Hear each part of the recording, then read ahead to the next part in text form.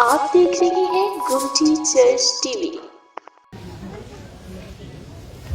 خداؤں کے مقدس پاک کلام میں سے آج کی ہماری تلاوت فلیپیوں کے نام مقدس پالوس رسول کی معرفت لکھا گیا تھا، اس کا چوتھا باب اور اس کی پہلی 9 آیات میں خداؤں کے کلام میں لکھا ہوا ہے۔ مقدس پالوس رسول کی معرفت لکھا گیا فلیپیوں کے نام خط، اس کا چوتھا باب اور اس کی پہلی 9 آیات میں خداوند کے کلام میں لکھا ہوا ہے، اس واسطے اے میرے پیارے بھائیوں جن کا میں مشتاق ہوں، جو میری خوشی اور تاج ہو، اے پیارو خداوند میں اسی طرح قائم رہو۔ میں یوودیا کو بھی نصیحت کرتا ہوں اور سنتخے کو بھی کہ وہ خداوند میں یک دل رہیں، اور اے سچے ہم خدمت تجھ سے بھی درخواست کرتا ہوں کہ تو ان عورتوں کی مدد کر، کیونکہ انہوں نے میرے ساتھ خوشخبری پھیلانے میں کلمنیس اور میرے ان باقی ہم خدمتوں سمیت جان فشانی کی، اور جن کے نام کتاب حیات میں درج ہیں۔ خداوند میں ہر وقت خوش رہو، پھر کہتا ہوں کہ خوش رہو، تمہاری نرم مزاجی سب آدمیوں پر ظاہر ہو۔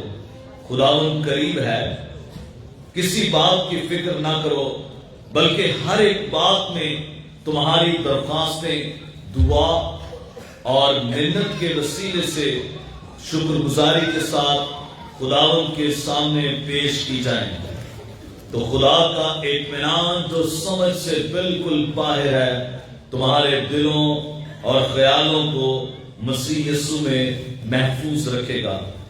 غرض اے بھائیو، جتنی باتیں سچ ہیں اور جتنی باتیں شرافت کی ہیں اور جتنی باتیں واجب ہیں اور جتنی باتیں پاک ہیں اور جتنی باتیں پسندیدہ ہیں اور جتنی باتیں دلکش ہیں، غرض جو نیکی اور تعریف کی باتیں ہیں ان پر غور کیا کرو۔ جو باتیں تم نے مجھ سے سیکھی اور حاصل کی اور سنی اور مجھ میں دیکھی ان پر عمل کیا کرو، تو خدا جو اطمینان کا چشمہ ہے تمہارے ساتھ رہے۔ خدا کا شکر اس کے کلام کے لیے، آمین۔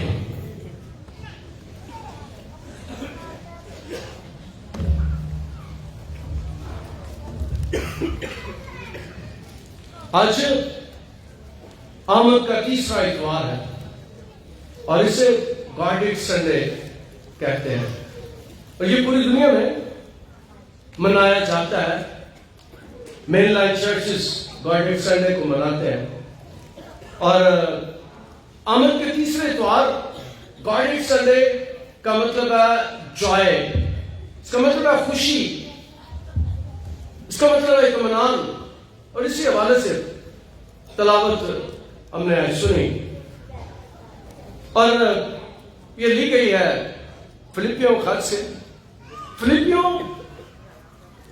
فلیپی جو تھا یورپ میں مقدونیہ کا ایک شہر تھا، اور مقدس پالوس رسول نے وہاں پر خدمت کی، اور یہ خط جو فلیپی کا ہے یہ مقدس پالوس نے جیل میں سے لکھا، وہ قید میں تھا، یہ قید کے خطوط میں سے ہے، اور اس میں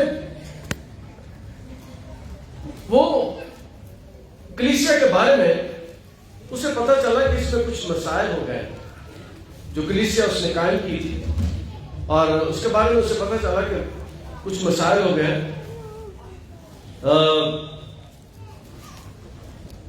اور اسی چیز کو پیش نظر رکھتے ہوئے وہاں پر کچھ جھوٹی تعلیم پھیلائی جا رہی تھی، اور خط میں جن 2 لوگوں کا ذکر کیا گیا یودیا اور سنتخے، ان دونوں کے درمیان بھی کچھ اکلش ہو گئی تھی، لیکن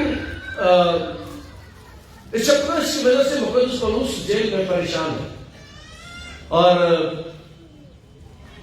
جیل میں بھی اسے کلیسیا کی فکر ہے. اس خط میں وہ جو کلیسیا کو بتانا چاہتا ہے، درخواست کرتا ہے کہ مسیح جیسی حلیمی فروتنی کا رویہ تمہیں ہونا چاہیے. اور پھر جو آج ہم نے تلاوت سنی ہے 4 باب میں، یہاں پر وہ خوشی کا ذکر کرتا ہے. اور تیسرے اتوار کا ٹاپک بھی دنیا میں خوشی ہے، جوائے ہے. اور وہ پھر اس میں لکھتا ہے کہ خوش، چوتھی آیت میں، خدا میں ہر وقت خوش رہو. میں کہتا ہوں کہ خوش رہو. اور اس کی جو لوگ سنتخے اور یودیا جو اس کی مدد کر رہے تھے، یہ تاجر تھے، تجارت کرتے تھے. پھر رسولوں کے بعد میں ایک عورت کا ذکر ہے، لدیا. اس کے بارے میں بھی یہ ہے کہ وہ فلپی میں رسولوں کی کلیسیا کی مددگار تھی. 16 باب 14 آیت میں. اور تھواتیرا شہر کی ایک خدا پرست عورت لدیا نام کرمس بیچنے والی بھی سنتی تھی. اس کا دل خداوند نے کھولا تاکہ پولس کی باتوں پر توجہ کرے. تو یہ جو اس کے خدمت گزار تھے ان میں لدیا بھی تھی، سنتخے بھی تھا اور یودیا بھی. یہ 3 لوگ فلپی میں اس کے ساتھ خدمت میں تھے. اس کے جیل میں جانے کے بعد یہ کئی دفعہ اس کی مدد بھی کرتے تھے فلپی کے لوگ. اور یورپ میں فلپی میں جو مقدس پولس رسول کو کامیابی ملی، وہ یورپ میں پہلا شہر تھا جس میں بہت زیادہ عزت کی گئی. بہت زیادہ لوگ خدا یسوع کو اپنی زندگی دیتے ہیں. اور وہ ان کو یہ خط لکھتا ہے. اور فلپی میں ہم ان تینوں کے ایمان کو دیکھتے ہیں. اور چوتھا بھی اس میں ذکر ہے، کلیمنس. اور میں نے ان باقی سب خدمت سمیت جافشانی کی جن نام کتاب حیات میں لکھے. اب وہ کلیسیا کو خط لکھتے ہوئے بتاتا ہے کہ ان کے نام کتاب حیات میں لکھے گئے. اس کا مطلب آج کے کلام میں سے پہلی بات آپ کے سامنے رکھنا چاہتا ہوں، جو خداوند یسوع مسیح کے پیچھے آتا ہے، جو خداوند یسوع مسیح کو اپنی زندگی دیتا ہے، جو اس کے حکموں پر عمل کرتا ہے، جو اس کے کلام پر عمل کرتا ہے، جو پہلا کام اس کی زندگی میں ہوتا ہے، اس کا نام کتاب حیات میں لکھا جاتا ہے. اسے خداوند کی قربت حاصل ہوتی ہے. اور وہ ان لوگوں کا یہاں پر ذکر کرتا ہے، لدیا کا بھی اور دوسرے لوگوں کا. دوسری بات یہ ہے کہ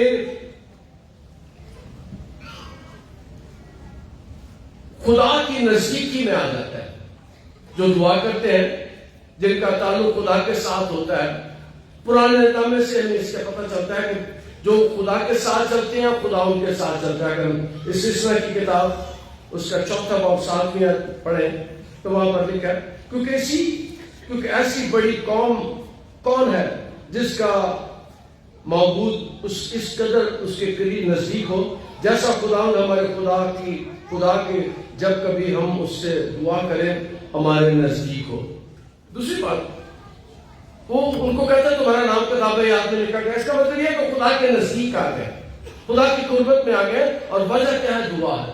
اس کا مطلب ہے فلپی کی کلیسیا دعا کرنے والی کلیسیا ہے. اور جو پھر پرانے عہد میں پتہ چلتا ہے شروع سے ہی کہ جو دعا کرتے ہیں خدا ان کے نزدیک. اس طرح کی کتاب میں پھر میں آخری حصہ پڑھتا ہوں. اور اس سے دعا کریں ہمارے نزدیک، خدا ہمارے نزدیک آ جاتا ہے.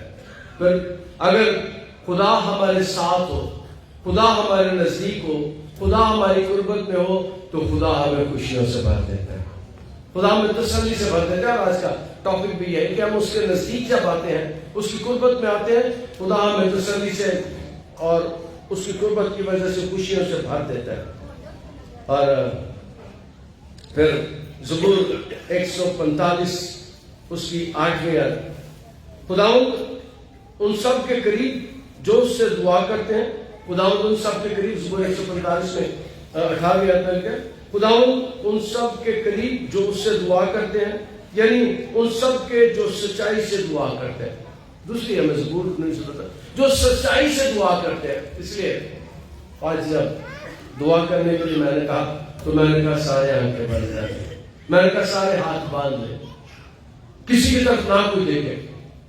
ہم جب ایسے دعا کرتے ہیں تو ہمارا تعلق خدا کے ساتھ قریبی ہو جاتا ہے, خدا کے ساتھ نزدیکی ہو جاتا ہے. اس لیے یہاں پر ہم دیکھتے ہیں کہ فلپی کے لوگ بھی دعا کرنے والی کلیسیا ہے اور خداوند کے نزدیکی میں چلنے والی کلیسیا ہے.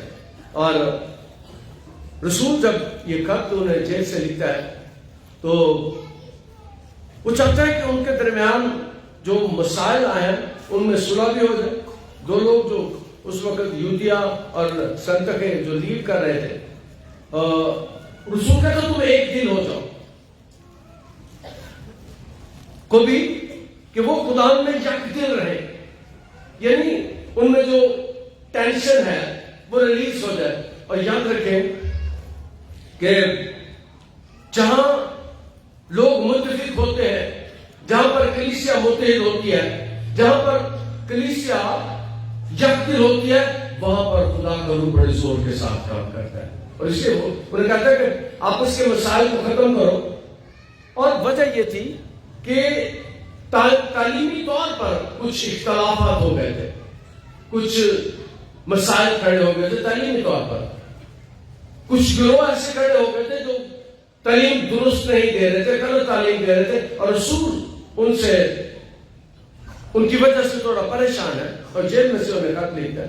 وہ کہتے ہیں یک دن ہو رہے اور اے سچے ہم خدمت تجھ سے. اب یہ جو ہے تیسرا جس کے بارے میں رسول کہتے اور اے سچے ہم خدمت, اس کے بارے میں علماء کہتے ہیں کہ پتہ نہیں یہ کون تھا, اس کا نام نہیں ہے پر لکھا, لیکن سچا ہم خدمت اس کے ساتھ کوئی تھا جو وہاں فلپی میں خدمت کرتا تھا اس کے ساتھ, لیکن اس کا ذکر رسول یہاں نہیں کرتا. علماء کہتے ہیں کہ اس کے بارے میں پتہ نہیں کہ وہ کون تھا, لیکن کہتے ہیں اے سچے خدمت, اے سچے ہم خدمت تجھ سے بھی درخواست کرتا ہوں کہ تو ان عورتوں کی مدد کر, کیونکہ انہوں نے میرے ساتھ خوشخبری پھیلانے میں کلیمنس اور میرے ان باقی ہم خدمتوں.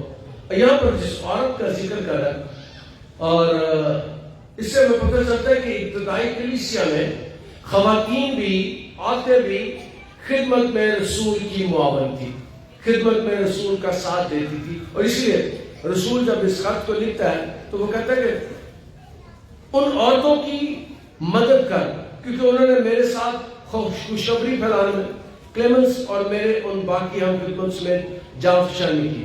اس کا مطلب ہے کہ عورتوں نے اس کے ساتھ خدمت کرنے میں کہتا جانفشانی کی, میری مدد کی, میرے ساتھ چلے. اس لیے ان کا بھی وہ اسے کہتا ہے کہ خیال کرو, ان کے ساتھ بھی تمہارا رویہ درست ہونا چاہیے, کیونکہ انہوں نے میرے ساتھ خوشخبری پھیلانے میں کلیمنس اور میرے باقی ہم خدمت سمیت جانفشانی کی, جن کے نام کتاب حیات میں درج ہے. اس کا مطلب ہے جو خدا ان کی خدمت کرتے ہیں ان کے لیے بڑا ذریعہ ہے کہ ان کا نام کتاب حیات میں درج ہے. خدا میں ہر وقت خوش رہو, خوش رہو, خدا میں ہر وقت خوش رہو. اور پھر میں کہتا ہوں کہ خوش رہو, تمہاری نرم مزاجی اور سب آدمیوں پر سہار ہو, خدا ان قریب ہے. اب رسول چوتھی اور پانچویں آیت میں اس بات کو بیان کرتے ہیں کہ خوش رہو, اور خوش نہیں رہا تو خدا نزدیک ہے. اور پچھلے 2000 سال سے جب سے کلام سنایا جا رہا ہے, اس بات کا بیان کیا جا رہا ہے کہ وہ جلد آنے والا ہے. اس کی وجہ کیا ہے, کیوں اسے کہتے ہیں جلد آنے والا ہے؟ اس کا مطلب ہے اس کے درمیان اب کوئی نہیں آیا. یسوع جو جس نے آنا تھا وہ آ گیا, اس کے بعد وہ کہتے ہیں کہ کوئی نہیں ہوگا, کوئی درمیانی نہیں آئے گا. اس لیے وہ خط میں اس بات کا اظہار کرتا ہے خداوند میں ہر وقت خوش رہو, اور جو خداوند کے ساتھ چلتے ہیں وہ انہیں خوشی عطا کرتا ہے. خداوند کے ساتھ جو چلتے ہیں انہیں خوشی اس قسم کی ہوتی ہے. اور میں ایک بات اکثر یہاں سے کرتا ہوں, جن گھر میں خداوند ہوتا ہے وہاں خوشیاں ہوتی ہیں, اس گھر میں موجیں ہوتی ہے, اس گھر میں کبھی چیزوں کی کمی نہیں ہوتی، کبھی اس گھر میں کوئی لوگوں کو پریشان نہیں ہونا پڑتا. میں تھوڑے دن پہلے کسی لوگوں کے درمیان بیٹھا ہوا تھا تو وہ اس بات کی گواہی دے رہے تھے کہ پادری صاحب جب سے ہم نے دعا کرنا شروع کیا ہے، جب سے ہم نے خداوند کے ساتھ چلنا شروع کیا ہے، جب سے ہمارا تعلق خداوند کے ساتھ ہوا ہے، اس دن کے بعد سے ہمارے گھر میں کوئی کمی نہیں آئی، موجیں لگ گئی. اس دن کے بعد سے ہمارے گھر میں خوشیاں آئی ہیں. اور کچھ کافی لوگ وہاں بیٹھے ہوئے، کچھ لوگ بتاتے کہ پادری صاحب جس دن سے ہم نے خداوند کے ساتھ چلنا شروع کیا ہے، ہماری ساری پریشانیاں جاتی رہی، اور یہ نہیں بلکہ ہماری بیماریاں بھی جاتی رہی. اور میں نے خدا کا شکر کیا اس بات کے لیے کہ خدا ہمیں خوشیوں سے بھر دیتا ہے. اگر کوئی خوشی دے سکتا ہے تو وہ ہمارا رب ہے. انسان کو خوشی نہیں دے سکتا، انسان کی ضرورتیں نہیں پوری کر سکتا. اگر کوئی ہستی ہماری ضرورتیں پوری کر سکتی ہے، ہمیں خوشیاں دے سکتی ہے، تو اس سے ہمارا خدا ہے، پھر ہمارا خدا ہے. اس لیے آج کے کلام میں جو مرکزی آیت ہے وہ یہ کہ خوش رہو. میں تمہیں کہتا پھر کہتا ہوں خوش رہو. اور میں جو بات بتانے والا تھا یہ ہے کہ جس گھر میں خدا کی عبادت نہیں ہوتی، جس گھر میں دعا نہیں ہوتی، جس گھر میں پرستش نہیں ہوتی، اس گھر میں افراد لڑتے رہتے ہیں. صبح دن چاہتا ہے تو لڑائی شروع ہوتی ہے، تو رات پہنتی ہے تو منہ بند ہوتا ہے. جس گھر میں ابلیسی قوتیں ہوتی ہیں، اس گھر میں نشانی یہ ہوتی ہے کہ صبح دن چڑھتا ہے اور لڑائی چڑھتی ہے، رات کو جب بستر پر لیٹتے ہیں تو وہ بند ہوتا ہے تو لڑائی ختم ہوتی ہے. یہ پہلی نشانی ہوتی ہے جس گھر میں خداوند کی عبادت نہیں ہوتی، بندگی نہیں ہوتی. اور دوسری نشانی یہ ہوتی ہے کہ وہ گھر والے بتاتے ہیں پادری صاحب بڑے ٹیسٹ کرا رہے، ڈاکٹر کو پتہ نہیں لگتا بیماری کی ہے، ڈاکٹر کو پتہ نہیں لگتا مسئلہ کی ہے. اور یاد رکھیں اس گھر میں ایسے کام ہوتے ہیں، اس گھر میں اکثر لوگ رات کو سو نہیں سکتے. اگر رات انہیں نیند آتی ہے تو ساری رات انہیں خواب آتے ہیں. لیکن جو خدا کے ساتھ چلتے ہیں، دعا کرتے ہیں، وہ کہتے ہیں کلام کے مطابق میں سو جاؤں گا نیند سے نال جدوں میں لیٹ جاؤں گا. وہ سوتے ہیں اور خدا ان کی نیند کو اعلیٰ نیند کر دیتا ہے. 6-7 گھنٹے 8 گھنٹے آرام سے سو جاتے ہیں. خدا ہمیں خوشیوں سے بھر دیتا ہے. اور میں اصل میں وہاں بیٹھا ایک واقعہ ان کو اپنی زندگی کا سنا رہا تھا. میں نے کہا کہ ایک فیصلہ آباد میں تھا تو میں نے ان کو بتایا کہ خدا کس طرح ہمیں ہماری ضرورتوں کو پورا کرتا ہے. ہم نے ایک دن کرسمس کے دن تھے، یہی دن تھے شاید 12 15 18 تاریخ تھی. تو میری بیوی کہتی کہ پیسے دو ذرا بچوں کو کپڑے لے کے دینا. میں کہا میرے کو پیسے کوئی نہیں. میں کہا آج ہم دعا کرتے ہیں خدا ہمیں مہیا کرے گا. ہم نے دونوں نے ہاتھ پکڑ کے دعا کی. آدھے گھنٹے کے بعد ایک ٹیلی فون کال آئی. خاتون کوئی باہر کے ملک سے بول رہی تھی، میں اسے اس وقت تک نہیں جانتا تھا. اس نے مجھے میرا نمبر شمار دیا، پوچھا مجھ سے، اس نے فون بند کر دیا. آدھے گھنٹے بعد دوبارہ اس نے فون کیا. اس نے کہا کہ یہ نمبر لکھ لو اور جا کر ویسٹرن یونین سے 10,450 روپے لے لو. اور اس نے فون بند کر دیا.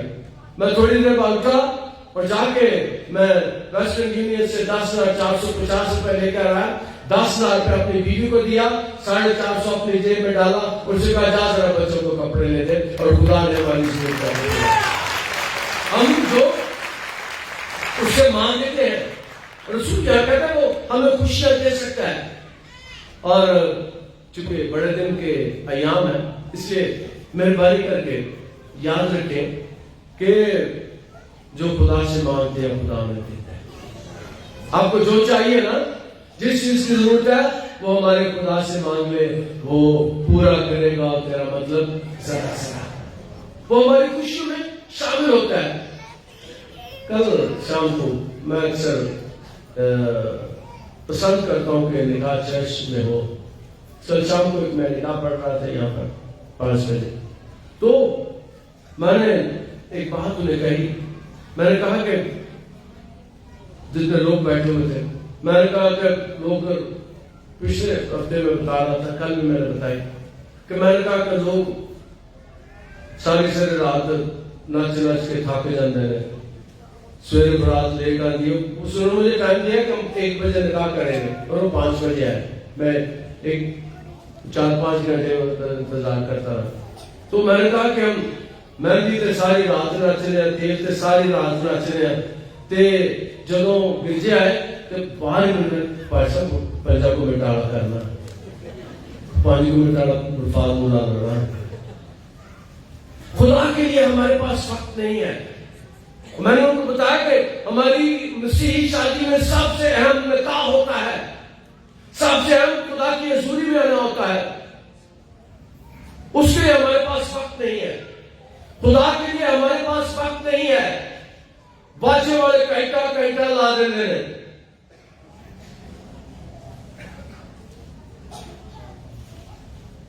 ایسے ایسے کام کرتے ہیں ہم جن کی کئی دفعہ ضرورت نہیں ہوتی. خدا کو ہم دوسرا تیسرا چوتھا درجہ دیتے ہیں, دوسرے کاموں کو پہلا درجہ دیتے ہیں. ذرا خدا کو پہلا درجہ دے کے. اور میں نے بتایا کہ یسوع کبھی کسی جنازے پر نہیں گیا تھا. یسوع جس جنازے پر جاتا تھا مردے زندہ ہو جاتے تھے. یسوع شادیوں پر گیا تھا, یسوع شادی پر گیا تھا. اور جس شادی پر میرا یسوع ہوتا ہے اس شادی کو خوشیوں سے بھر دیتا ہے. اور رسول کہتا ہے خوش رہو, میں کہتا ہوں خوش رہو. اور خوش کس طرح رہ سکتے ہیں, اس طرح رہ سکتے ہیں کہ پہلا درجہ یسوع کو دے. شادیاں نے ساڑھے کو 5 منٹ ہی ہوتے ہیں, 5 منٹ والا ٹائپٹ کرو. ہماری شادی میں جو سب سے اہم حصہ ہوتا ہے وہ نکاح ہوتا ہے. اور میں ان کو بتا رہا تھا مسیحی شادی میں 3 گواہ ہوتے ہیں, ایک لڑکی کی طرف سے, ایک لڑکی کی طرف سے, ایک دونوں کی طرف سے, اور وہ خدا ہوتا ہے. مسیحی شادی میں خدا شامل ہوتا ہے. ایک گواہ اور ہوتا ہے جسے ہم نہیں جانتے, اور وہ ہمارا خدا ہے. وہ ہمیں خوشیوں سے بھر دیتا ہے. میں چاہتا ہوں کہ آج آپ نے جو کلام سنا ہے آئندہ سے شادیوں پر خدا کو پہلا درجہ دیں گے. 4 بجے تک 3 بجے تک تو ہوتی کوٹ کے ہاتھ پیڑ کرنا پہلے. خدا کے لیے ہمارے پاس وقت نہیں ہے. رسول کہتا دعا کرو, پرانے عہد سے 2 والے بنیے, کہتا دعا کرو خدا تمہارے نزدیک آئے گا اور وہ تمہیں خوشیوں سے بھر دے گا. خدا ہمارا ہمیں خوشیوں سے بھر دیتا ہے. اور کلام مقدس میں اس بات کو بیان کیا گیا کہ خدا نے ہر وقت خوش رہو. پھر کہتا ہوں کہ خوش رہو. کہتا بار بار کہتا رسول کہتا میں کہتا ہوں خوش رہو. اور ہمیں خوشیاں صرف خدا دے سکتا ہے. جب لا علاج بیماریوں کا یہاں پر علاج ہوتا ہے تو ہمارے دل خدا کی شکر گزاری سے خوشیوں سے بھر جاتے ہیں. پتہ نہیں, مجھے نہیں پتا کتنے لوگ یہاں بیٹھے ہیں جنہیں بڑی بڑی بیماریوں سے خدا نے رہائی دی ہے. اور میں ایک بات کہتا ہوتا ہوں کہ اتنے شفا لینا نہ آیا کرو, کیونکہ تو چونگی چی مل جاتی ہے. جب ہم خدا کے پاس آتے ہیں تو دعا کرتے ہیں تو شفا دے منگنے کی لوڑ ہی دعا پھر دے دیتا ہے.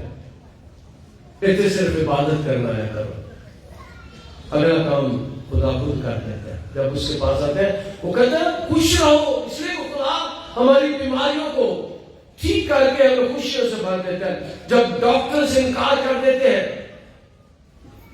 پچھلے ہفتے بھی پی ٹی آئی تھی 12 سال کے بعد خدا نے دیا. اس سے چند ہفتے پہلے بھی پی ٹی آئی تھی, قریب 12 سال بعد میرے کو خدا نے اولاد دی ہے. اور خود میں نے کہا کہ جڑوائی دے کے خدا نے تیری کسر ہی کاٹ دیتی ہے. خدا خوشیوں سے بھر دیتا ہے. اس ماں سے پوچھے جو 12 سال سے بے اولاد تھی وہ کتنی روتی ہوگی, کتنے آنسو بہاتی ہوگی جب خدا نے اسے 12 سال کے بعد بیٹیاں 2 عطا کی. خدا نے اسے خوشی سے بھر دیا, اس کے خاندان کو خوشی سے بھر دیا. رسول کہتا خوش رہو. اور خوش ہم کس طرح رہ سکتے ہیں, خوش ہم اس طرح رہ سکتے ہیں جب ہم خدا کے ساتھ چلتے ہیں, خدا کو پہلا درجہ دیتے ہیں, دعا کرتے ہیں. تو رسول کہتا ہے پھر ہم خوش رہ سکتے ہیں. خوش رہو. میں پھر کہتا ہوں تو خوش رہو. اور کلام مقدس میں لکھا ہے تمہاری نرم مزاجی سب آدمیوں پر سہر ہو, خدا مجھ قریب ہے. اور آج رسول کہتا ہے خدا مجھ قریب ہے. اور آج آمد کا 3را اتوار, گاڈ سنڈے ہے, 3را اتوار, جوائے والا اتوار ہے. اور رسول اسی بات کو یہاں بیان کرتے ہیں کہ وہ قریب ہے. اس کی پیدائش اس کی دوسری آمد قریب ہے، لیکن آج ہم سوچتے ہیں کہ اس کے آنے میں چند دن باقی رہ گئے. اس کی پیدائش کی خوشیاں جو مناتے ہیں اس میں چند دن باقی رہ گئے. کسی بات کی فکر نہ کرو، بلکہ ہر ایک بات میں تمہاری درخواستیں دعا اور منت کے وسیلے سے شکر گزاری کے ساتھ خدا کے سامنے پیش کی جائے. کسی بات کی فکر نہ کرو، کسی بات کی، رسول کہتا ہے فکر نہ کرو. اس کا مطلب ہے جب خدا کے ساتھ ہمارا تعلق ہوتا ہے خدا ہمیں فکروں سے آزاد کر دیتا ہے. خدا ہمیں فکروں سے آزاد کر دیتا ہے. خدا ہماری ساری فکریں اٹھا لیتا ہے. کسی بات کی فکر نہ کرو، بلکہ ہر ایک بات میں تمہاری درخواستیں دعا اور منت کے وسیلے سے شکر گزاری. پہلی بات ہے درخواستیں، دوسری بات ہے دعا، اور تیسری بات ہے منت کے وسیلے سے شکر گزاری کے ساتھ خدا کے سامنے پیش کی جائے. درخواستیں، دعائیں، منتیں خدا کی حضوری میں پیش کی جائے. ہم اکثر شکر گزاریاں نہیں کرتے، خدا کے سامنے شکر گزاری پیش نہیں کرتے، اور مانگنے وہ دے دے، لیکن جو خدا نے پہلے دیا ہوگا اس کی شکر گزاری ہم نہیں کرتے. اس ماں سے پوچھے جسے کئی سالوں سے لوگوں کی باتیں سننی پڑتی ہیں، وہ کہتے ہیں یہ بانج ہے، یہ ماں نہیں بن سکتی. جب خدا اس کی گود بھر دیتا ہے تو اس کا دل شکر گزاری سے بھر جاتا ہے. ہم اولاد کے لیے شکر گزاری نہیں کرتے جو خدا نے ہمیں دی ہے. ہم گھر میں جو روٹی کھاتے ہیں اکثر اس کے لیے شکریہ ادا نہیں کرتے. خدا نے جو گاڑی ہمیں، جو موٹر سائیکل، جو سائیکل دیا ہے اس کے لیے شکر ادا نہیں کرتے. اگر اس کے لیے میں کسی کے دن بعد گھومتا ہوا، خدا ہر روز میں بعد یہاں گھومتا ہوں، چکر لگاتا ہوں 10، تو میں ہر دن شکر گزاری کرتا ہوں. خدا ان پرندوں کے لیے تیرا شکر جو میرے کانوں میں جن کی آوازیں آتی ہیں، میں ان کے لیے تیرا شکر ادا کرتا ہوں. خدا میں درختوں کے لیے تیرا شکر ادا کرتا ہوں. خدا میں پھولوں کے لیے تیرا شکر. میں اتنی چیزوں کے لیے خدا کا شکر ادا کر سکتا ہوں جو میرے لیے جو خدا نے آپ کو دیا، اس کے لیے خدا کا شکر ادا کریں. ہم ان کو اکثر بھول جاتے ہیں اور مانگتے ہیں، لیکن جو خدا نے آپ کو دیا اس کے لیے خدا کی شکر گزاری کریں. خدا نے آپ کو گھر دیا، خاندان دیا، ماں باپ دیا، بہن بھائی دیا، ان کے لیے خدا کا شکر ادا کریں اور دعا کریں، محنت کریں خدا ان کے سامنے. تو خدا کا اطمینان جو سمجھ سے بالکل باہر، خدا کے اطمینان. اور میں نے بتایا کہ جس گھر میں خدا کی حضوری ہوتی ہے اس گھر میں اطمینان ہوتا ہے، تسلی ہوتی ہے. اس گھر کے افراد، اس گھر کے بچے جو شکر گزاری کرتے ہیں ان کے گھر میں اطمینان اور تسلی ہوتی ہے. اور میں ایک دن ایک گھر میں بیٹھا تھا، میں ہم نے بتا رہا تھا، میں نے کہا کھانے پہ ہم نے بلایا تھا انہوں نے، میں کہہ رہا تھا جہاں گھر سے خدا کی حضوری نہیں ہوتی، بچے روٹیاں تو بھی لڑتے ہیں تو بچے گوٹیاں تو بھی لڑتے ہیں. تو جس گھر میں خدا کا اطمینان اور خدا کی تسلی ہوتی ہے اس گھر میں روٹیاں بھی مکتی ہیں، نہیں تو روٹیاں بھی مکتی ہیں. کہ خدا ہمیں اطمینان سے بھر دیتا ہے.